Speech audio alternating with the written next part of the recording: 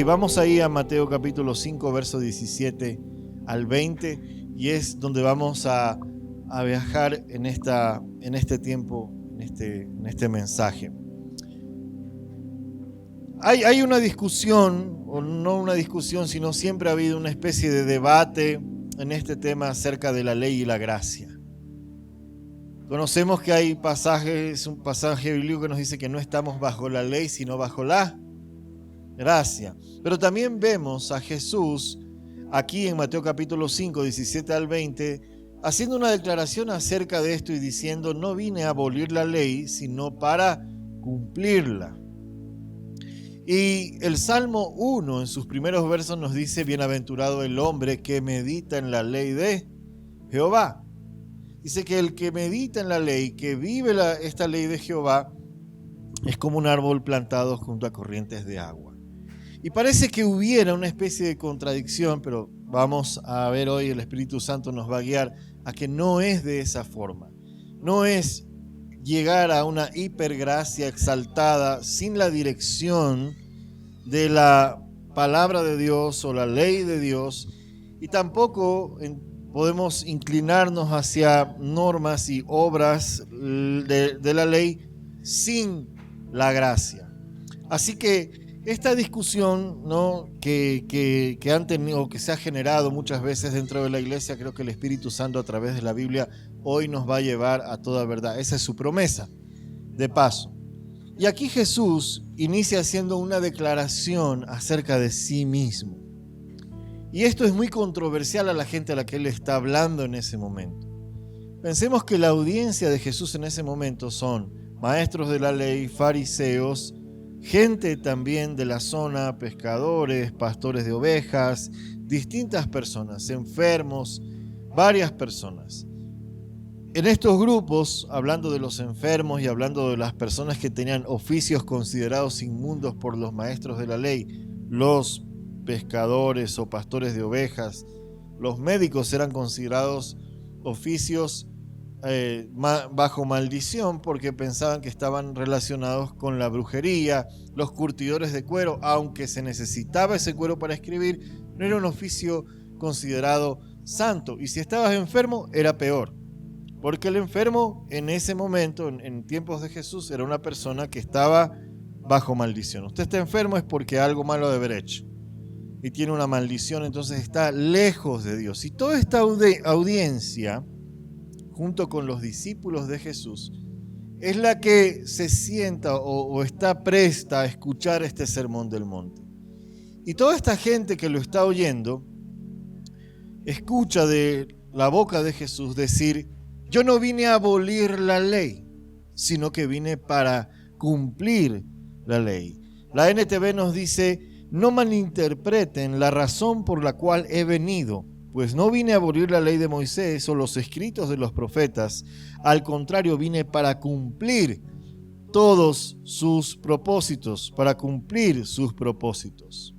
Muchas de nuestras traducciones al español quedan muy limitadas a la hora de entender los términos en los cuales escriben los evangelistas. Y Jesús está diciendo algo muy, muy fuerte en esta declaración. Cuando él dice vine a completar o a darle cumplimiento, él utiliza este término plero, que quiere decir llenar el espacio que falta, dar cumplimiento.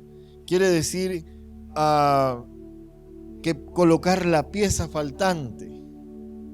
No, Jesús no está diciendo yo vine a cumplir solamente las normas de la ley. Él está diciendo plerosomai, está diciendo yo vine a completar la parte de la ley que a ustedes les falta. Y un maestro de la ley, al escuchar eso, le puede salir sangre por las orejas en ese momento. Porque le estás diciendo que su ley, la que enseña, la que lee, la que repite, la que ha transmitido a sus hijos, está incompleta. ¿Y cómo así que está incompleta? Y más allá de eso, ¿cómo así que tú eres el que la completa? Y Jesús está diciendo, yo vine para completar la ley. Vine para completar esa ley. Jesús está rompiendo con la teoría por la cual enseñaban los maestros de la ley la Torá o aquellos mandamientos. El verso 18, Jesús les dice: les digo la verdad, hasta que desaparezca el cielo y la tierra, no desaparecerá ni el más mínimo detalle de la ley de Dios hasta que su propósito se cumpla. ¿Y cuál era el propósito de la ley? Si la ley contenía las normas o las leyes con las cuales se regía el pueblo de Israel, era gobernado el pueblo de Israel, y fruto de esto, la vida la vida social del pueblo estaba regida por aquellas leyes, ¿cómo así que ahora le falta algo? Ya lo que debemos entender es que cuando se habla de la ley, en el contexto de Jesús en ese momento está hablando de la ley y los profetas. No está quitando esta parte de los profetas. Él está hablando de la ley y los profetas. ¿Qué es la ley entonces? La teoría nos dice que una ley se crea para exponer el delito y para sancionar al infractor. Para eso es una ley. ¿Estamos de acuerdo en ese pensamiento? Yo no sé si aquí hay algún abogado, después me corrige, pero la ley expone el delito y sanciona al infractor. Es todo lo que hace una ley. Es el control externo para normar la conducta humana. Quiere decir que para que la ley cumpla su propósito, tiene que haber una infracción, tiene que haber un delito. Para que la ley tenga o pueda ejercer realmente ese propósito, necesita que exista un delito. Ahora, la ley no tiene un objeto redentor. La ley no tiene como propósito dar redención o redimir. Por más que usted se arrepienta, si comete asesinato y es arrestado en su país y enfrenta los cargos por asesinato, usted tendrá que vivir una condena por homicidio, por asesinato, por más que se arrepienta. Ha sido expuesto a un delito y la ley ejerce su control para decir: este delito tiene que ser juzgado. Y la sentencia de este delito es este. Con el pecado ocurre lo mismo. La ley expone el pecado. Pero una pregunta aquí: ¿quién tiene el poder? ¿La ley o el infractor o el pecado? ¿Dónde está el poder en todo esto? La ley ejerce un control, pero el poder está en la transgresión. ¿El poder de qué? El poder de condenar al infractor, porque es por lo que se lo juzga.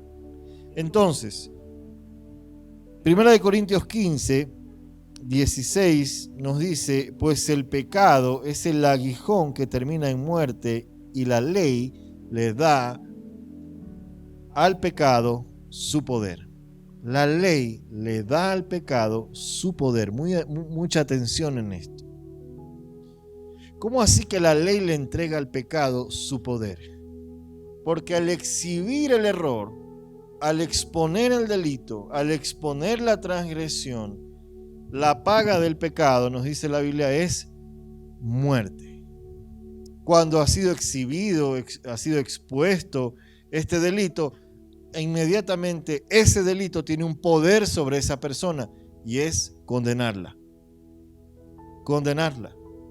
En el contexto de la ley es la teoría, y los maestros de la ley ejercían este control en el pueblo a través de esa línea. Usted cometió una infracción, tiene que ser juzgado, tiene que ser separado de, tiene que ser aislado de.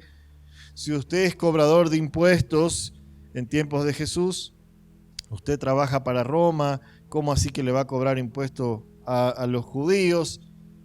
Ellos perdían derechos incluso hasta de ciudadanía, dejaban de ser ciudadanos.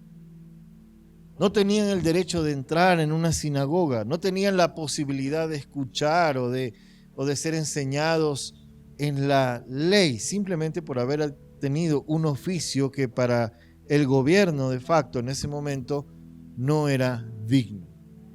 Pero Jesús irrumpe en esto diciendo su ley está incompleta. Porque la ley, aunque debemos enseñarla, estaba diciendo Jesús, y hay que seguir su dirección en cuanto a los mandamientos, en cuanto a los principios espirituales que tiene, no tiene el poder para redimir la condena que todos nosotros como humanidad teníamos que recibir. Y Jesús rompe con esa teoría, introduciéndose como el mediador, como ese abogado entre el poder que tiene el pecado y el argumento que tiene la ley contra la humanidad. Jesús entra como ese chivo expiatorio, diciendo, yo tomo la condena. Aún siendo inocente, toma la condena. ¿Puede usted tomar la condena de otra persona? Primero, nadie tiene ganas de hacer eso. Nadie está dispuesto a hacer eso. Legalmente es imposible. Usted no puede tomar la condena de otro. En las leyes humanas no se puede. No se puede. Y en esta ley de Dios, en esta ley espiritual, el Hijo del Hombre, como dice Jesús, es todavía más controversial para los que lo están escuchando. Tiene poder, le está diciendo, yo tengo el poder para perdonar el pecado y para librar de la condenación que ejerce ese pecado, el poder que tiene ese pecado por la ley. ¿Por qué le menciono estos detalles? Porque es importante que usted entienda el nivel de declaración que está haciendo Jesús en ese momento. En su casa, ¿quién pone las normas? ¿No? Los que son padres, usted pone las normas en su casa. Usted dice, aquí se desayuna a tal hora, se limpia tales días, nos acostamos a tal hora, ¿no? Hay que saludar. Uno pone las normas. Y más o menos para un maestro de la ley, esto estaba tomado de esa manera. Estas son las normas, los parámetros que hay que seguir para ser espiritual o considerarse pueblo de Dios o ser hijo de Dios. Y de pronto viene alguien y le dice, eso está incompleto. Eso está incompleto. La ley en sí misma no tiene la capacidad de redimir a nadie. Es donde la gracia tiene que entrar a jugar su papel. Pero debemos tener mucho cuidado en malinterpretar, como dice Jesús, no malentiendan para qué he venido. No vine a abolir la ley, vine a completarla.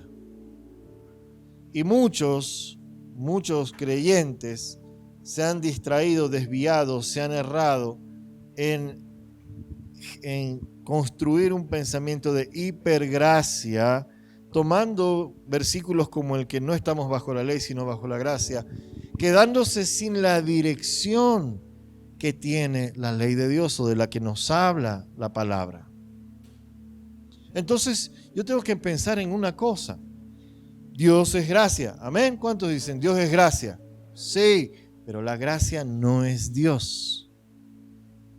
Aunque Dios es gracia, la gracia no es Dios. Yo no puedo exaltar y adorar o divinizar o tener como objeto de adoración este efecto del amor de Dios llamado gracia, sino que mi adoración está en el Dios de la gracia. Pero cuando yo adoro la gracia por encima del propio consejo de Dios, que es su ley, estoy haciendo de las palabras de Dios contradicciones para mi vida.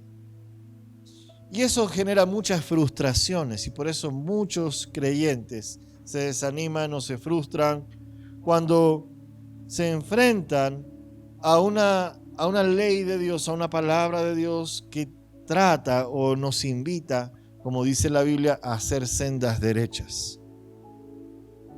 De nada sirve exaltar gracia si mis caminos están torcidos. Yo puedo hablar de que Dios es amor, de que Dios me comprende, de que Él es amoroso, es cariñoso, no tiene gracia por mí. Pero si yo estoy alejado de su consejo, puedo estar viviendo incluso una falacia de la gracia. Y esto no es un rap, no es un verso sin esfuerzo, pero podría estar viviendo una falacia de gracia. La gracia cumple su propósito y el Señor se glorifica en nuestra debilidad cuando yo miro su consejo, miro su ley y entiendo que es la avenida o son las vías del tren, los carriles por los cuales Dios quiere que yo camine.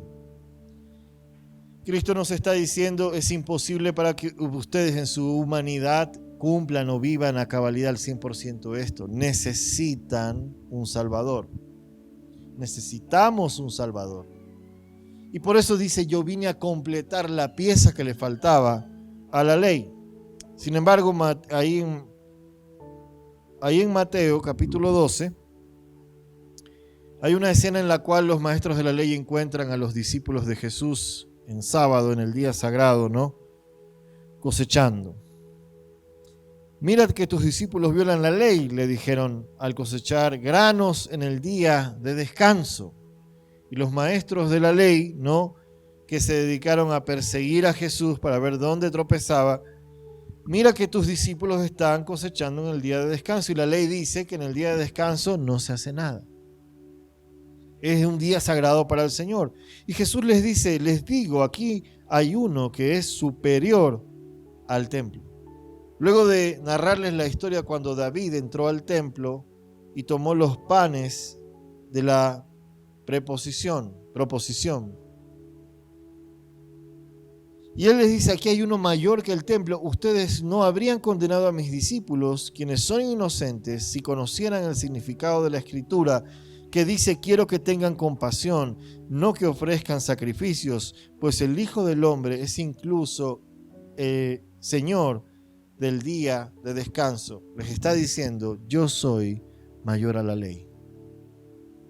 Pero aunque es mayor a la ley, también en Mateo 5, 17 al 20 les está diciendo, no vine a abolir esta ley, sino que le vine a dar cumplimiento.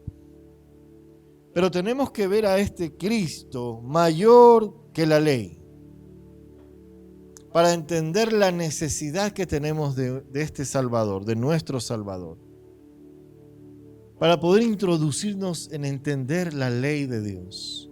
Porque dice que su ley es como miel a nuestro paladar. Dice que el hombre, la persona que medita en la ley de Dios, es como un árbol plantado junto a corrientes de agua, que da su fruto a su tiempo y su hoja no se cae.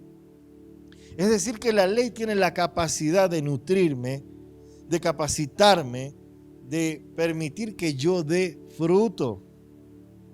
La gracia me ayuda a entender que necesito de Dios y la guía del Espíritu Santo para entender y caminar en esa ley, pero la ley sí tiene el propósito de nutrirme, capacitarme, enderezarme para que pueda dar fruto. Es decir, que la gracia por sí sola no produce fruto.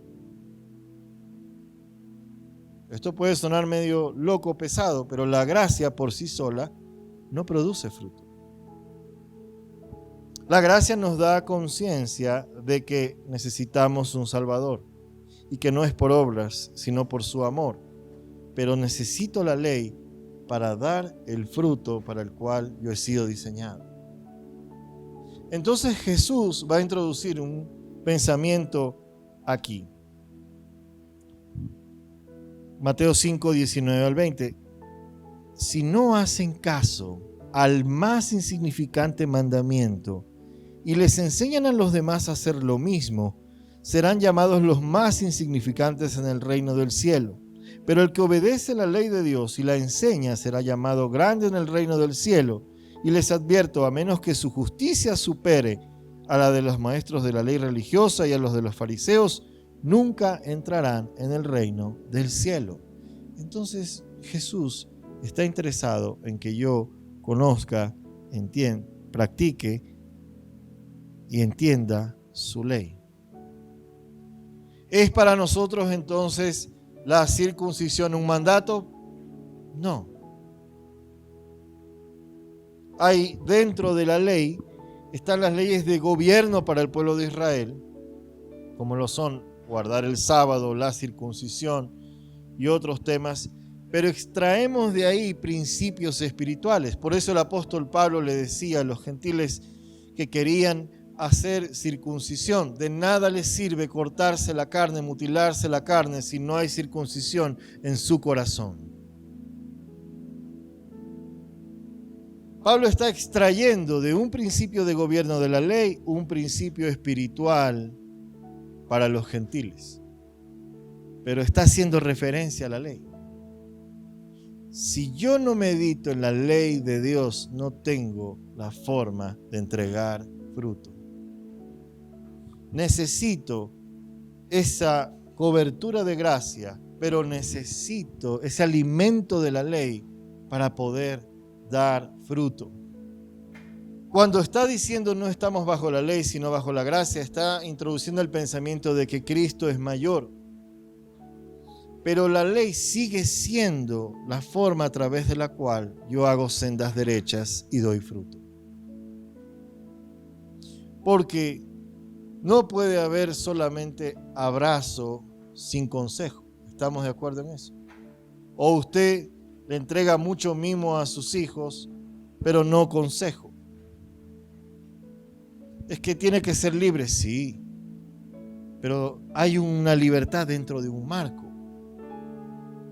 Y esos son los pensamientos, los valores que nosotros ponemos en nuestros hogares para decir, este es el camino.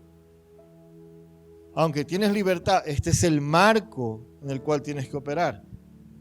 Por eso la Biblia le dice en Eclesiastés al joven, joven, ve tras la pasión de tu corazón. Le está diciendo, haz lo que tu corazón, lo que apasiona tu corazón. Pero ten en cuenta que por todo eso darás cuentas a Dios. Entonces necesito su consejo, su ley, para que en esa pasión de mi corazón sea yo dirigido a dar buen fruto. Diga conmigo, buen fruto. Buen fruto. Pensar que la gracia de Dios en Cristo Jesús anula los principios espirituales de la ley es una locura y nos lleva a errar. Porque Jesús dice, no vine a abolir la ley, vine a completarla. Pensar que la gracia en Cristo anula los principios espirituales de la ley nos lleva a errar. En Jesús es anulado el poder que tiene el pecado y es la parte que nos faltaba. Porque la ley le daba al pecado su poder en que al exponer el delito simplemente había condenación. Jesús rompe con eso porque a través de Él, tomando el pago de nuestros pecados. Dice Colosenses 2, 13 al 15, que Él toma, en Él es anulado el poder del pecado, que le daba el argumento a la ley para separarnos de Dios. Ellos pecaron, están separados. Por eso la Biblia dice, Colosenses 2, 13 al 15, ustedes estaban muertos a causa de sus pecados y porque aún no les habían quitado la naturaleza pecaminosa. Entonces Dios les dio vida con Cristo al perdonar todos nuestros pecados y anular el acta de los cargos que había en contra de nosotros y la eliminó clavándola en la cruz. De esa manera desarmó a los gobernantes y a las autoridades espirituales y los avergonzó públicamente con su victoria sobre ellos en la cruz. La cruz, ¿no?, interviene o se pone entre esa condenación por causa del pecado, el argumento que tiene la ley contra nosotros, y este Cristo, ¿no?, viene en la cruz a decir, yo soy la pieza que falta para que ustedes tengan vida y vida en abundancia. Por eso Jesús pronuncia las palabras cuando está en la cruz y dice, tetelestai, que significa consumado es, se traduce. Pero para el romano, Tetelestai era: nadie más puede condenar a esta persona por lo que ya pagó.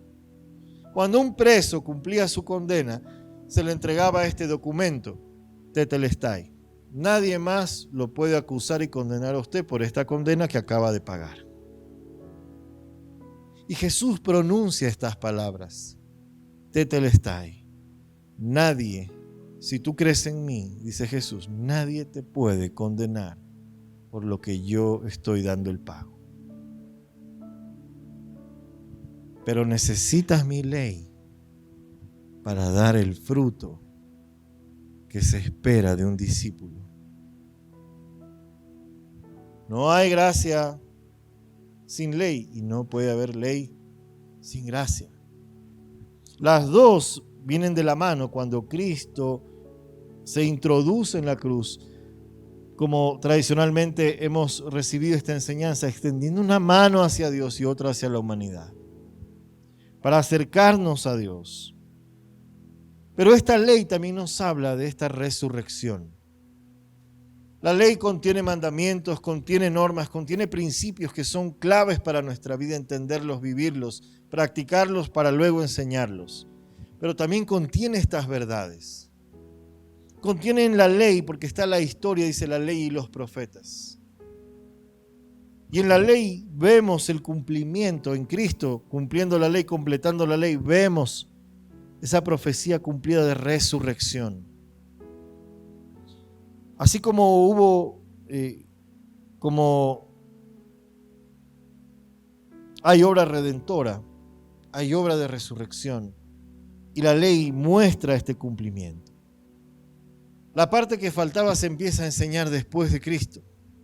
Lucas capítulo 24, 45 al 46, dice que Jesús les abre el entendimiento a estos hombres que estaban tristes porque había muerto su maestro, su rabí.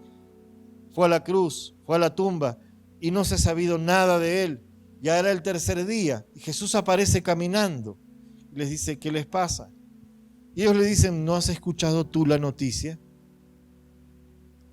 ¿De quién hablan? Dice que Jesús estaba con una especie de velo para que ellos no lo reconozcan.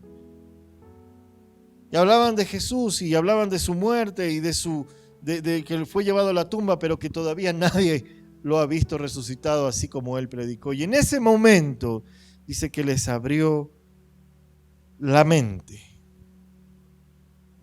En ese momento les abrió la mente para que entiendan las Escrituras, la ley y los profetas. Y dijo: efectivamente se escribió hace mucho tiempo que el Mesías debería sufrir, morir, resucitar al tercer día. Les estaba diciendo: ¿y ustedes no han estudiado la ley? En la ley está escrito que esto tenía que pasar. Y en la ley se daba cumplimiento en Cristo también a la resurrección. Porque esta parte profética que contiene la ley nos dice en Isaías 52, 13 al 15, 1500 años antes de Cristo: miren que mi siervo prosperará, será muy exaltado, pero muchos quedaron asombrados cuando lo vieron.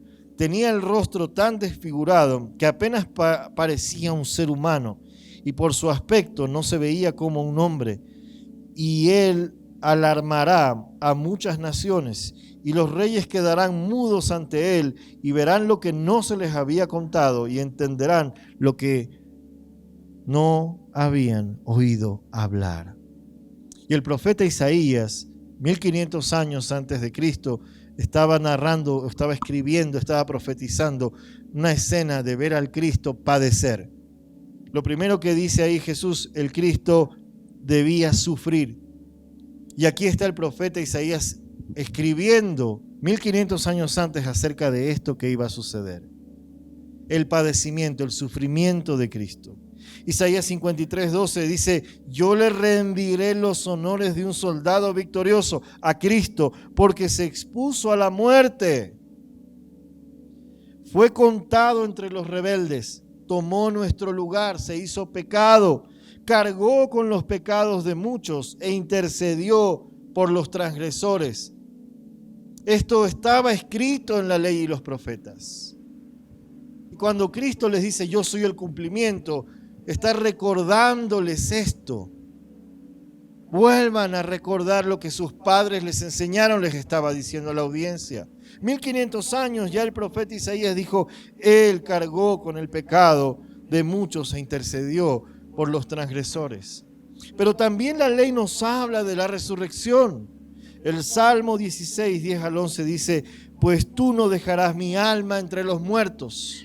David escribe este salmo mucho antes que Isaías y dice, tú no dejarás mi alma entre los muertos, ni permitirás que tu santo se pudra en la tumba. Me mostrarás el camino de la vida, me concederás la alegría de tu presencia y el placer de vivir contigo para siempre. El Nuevo Testamento nos dice que Cristo está sentado a la derecha de Dios. La ley nos decía también en Salmo 110:1, David escribe, el Señor con mayúscula, le dijo a mi Señor también con mayúscula. ¿De quién está hablando? Hay una conversación entre el Padre y el Hijo. Y David escribe, el Señor le dijo a mi Señor, siéntate en el lugar de honor a mi derecha, hasta que humille a tus enemigos y los ponga por debajo de tus pies. La ley también les hablaba de la resurrección, como les habló del padecimiento del Mesías. No podemos descartar, como dice Jesús, ni una jota de la ley, porque ella contiene esta historia, contiene este cumplimiento profético, del cual Jesús es la pieza que le faltaba. Finalmente, 1 Corintios 5:7 nos habla de justamente esta semana. Para muchos Semana Santa, como se menciona, es muchos dicen la Semana Mayor, otros dicen tiempo de recogimiento, otros ya me voy a comer la fanesca y se frotan las manos. Unos piensan en feriado, playa, pero oh sorpresa, el Éxodo 12 nos muestra que está escrito en la ley que estos días serán recordados.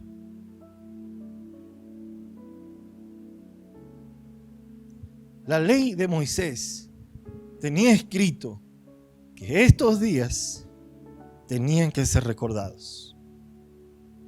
Tenía que recordarse la liberación. La Pascua, como se le llama, no es solamente un tema religioso. Para Dios fue tan importante que luego de que ellos están caminando para salir de Egipto, atravesar el desierto, ir a la tierra prometida, antes de eso les dice Dios a Moisés, estos días serán sagrados para ustedes. ¿Qué estaban recordando? Pablo escribe después en 1 Corintios 5:7, desháganse de la vieja levadura. Y los israelitas antes de salir de Egipto tenían que tomar pan sin levadura. Desháganse de la vieja levadura, desháganse de las mezclas, saquen Egipto de ustedes, saquen todo eso que infla y fermenta sus vidas, deshágase de la vieja levadura, quitando a ese perverso, hablando de aquellos que causaban división en la iglesia, dice, de entre ustedes.